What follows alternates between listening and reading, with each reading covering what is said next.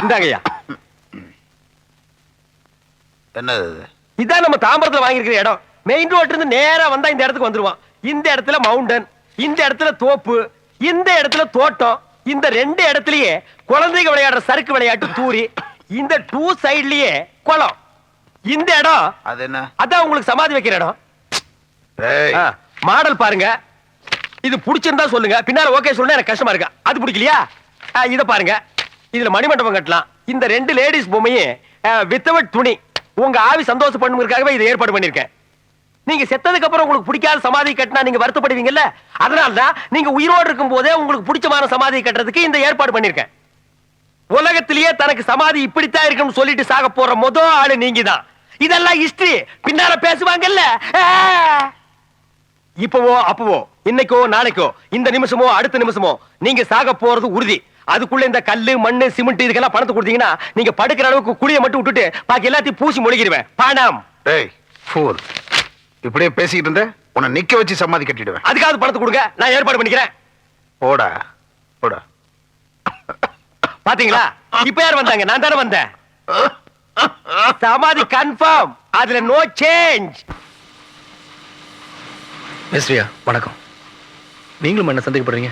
நேத்து நீ முதலாளி கிட்ட பேசல, உன் தங்கச்சிட்ட தான் பேசியிருக்க. மிஸ்ரியா நான் சொல்றது கேளுங்க. எனக்கு வேலை இருக்கு, போப்பா.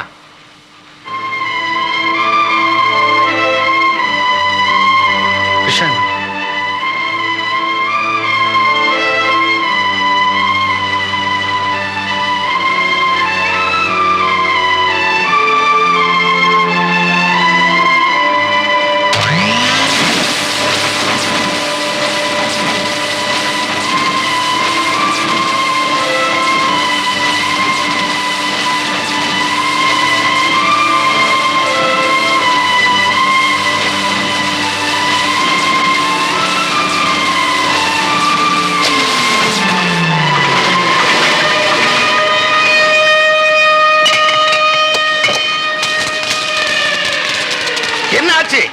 மிஷின் நின்னுடுச்சு. ஏன் தெரியல.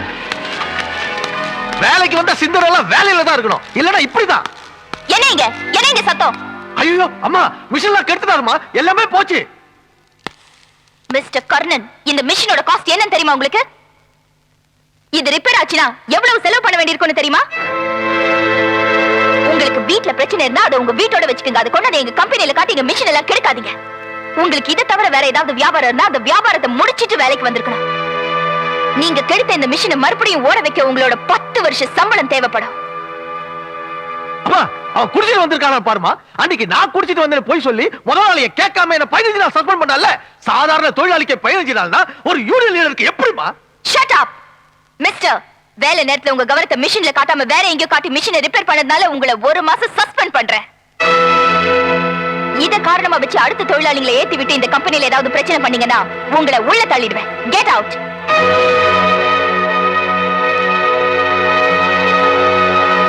One minute.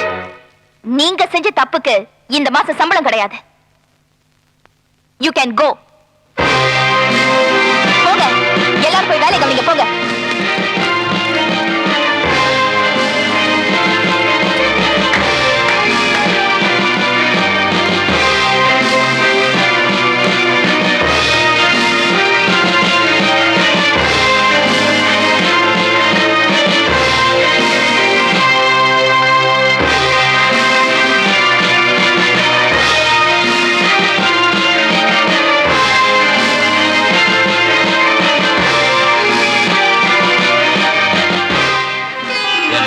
வாழ்க, மருமகளே வாழ்க.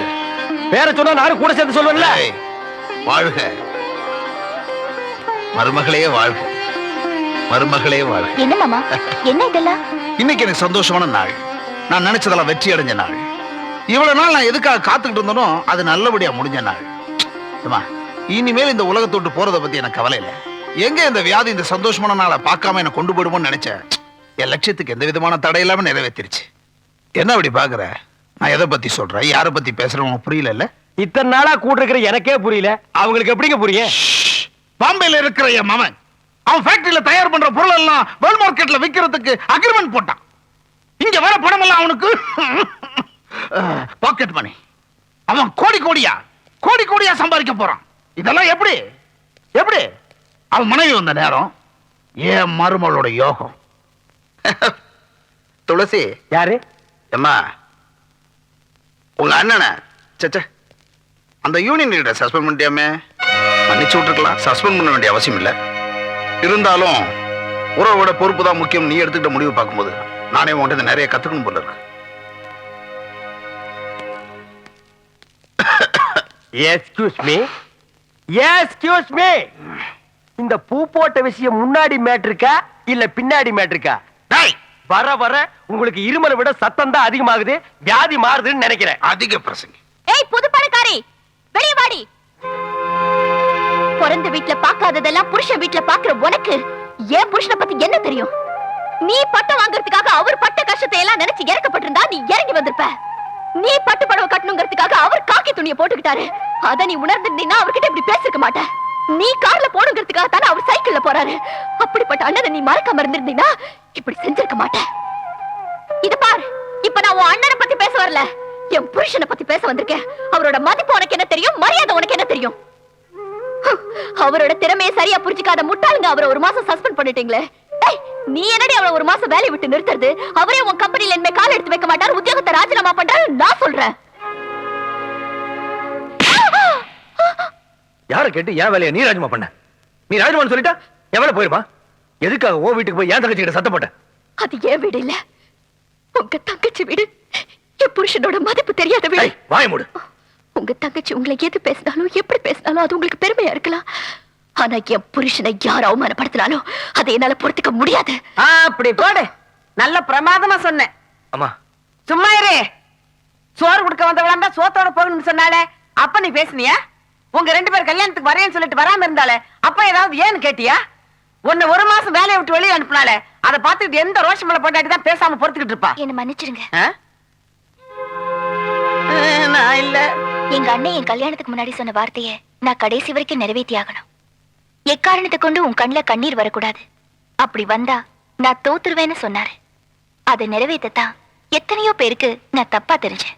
ஃபேக்டரிக்கு வெளியில அத்தனை தொழிலாளிங்க கிட்டயும் எங்க அண்ணன் மன்னிப்பு கேட்கும் போது காரை விட்டு இறங்கி ஓடி போய் அவர் காலை பிடிச்சு எனக்காக யார்கிட்டயும் மன்னிப்பு கேட்க வேண்டான்னு நான் கதறி அழுதிருந்தா எங்க அண்ணன் தோத்துருப்பாரு. கடமைக்காக எங்க அண்ணனையே சஸ்பெண்ட் பண்ணிட்டேனேன்னு நான் நினைச்சு அழுதிருந்தா எங்க அண்ணன் தோத்துருப்பாரு. உங்க கல்யாணத்துல கலந்துக்க வேண்டிய என்ன என் மாமா தடுத்து என் பொண்ணு கல்யாணத்தை நான் பார்க்கணும்னு சொல்லும் போது என் கல்யாணத்தை தான் எங்க அண்ணன் பார்க்கல, அவர் கல்யாணத்தையாவது நான் பார்க்கணும்னு கெஞ்சி அழுதிருந்தா எங்க அண்ணன் தோத்துருப்பாரு. முந்தி எங்க அண்ணன் என் கண்ணுல இருந்தாரு, இப்ப என் மனசுல இருக்காரு. அவர் அங்க இருக்கிற வரைக்கும் அது கலங்காது, கரையாது. ஏதோ ஒரு காரணத்தை வச்சுக்கிட்டு தான் என் தங்கச்சி இப்படிலாம் நடந்திருக்கான்னு எனக்கு மட்டும்தான் தெரியும்.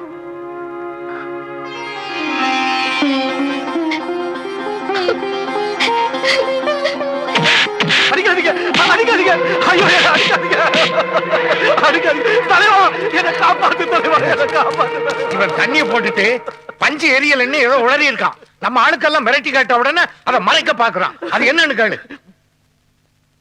நீ முதலாளிக்கு சாதகமா இருக்கனால ஒரு தொழிலாளி ஏமாத்தல, ஆயிரக்கணக்கான தொழிலாளிகளை ஏமாத்துற.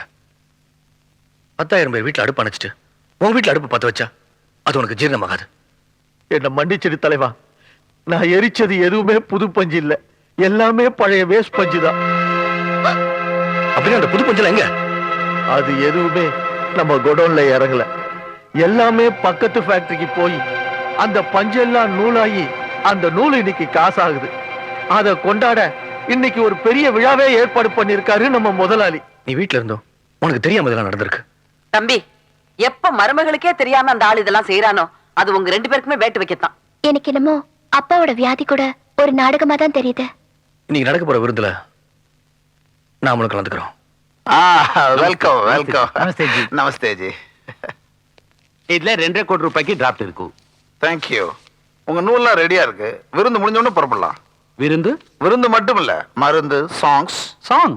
Beautiful south Indian songs. South Indian song ஆரம்பிக்க சொல்லு. Come.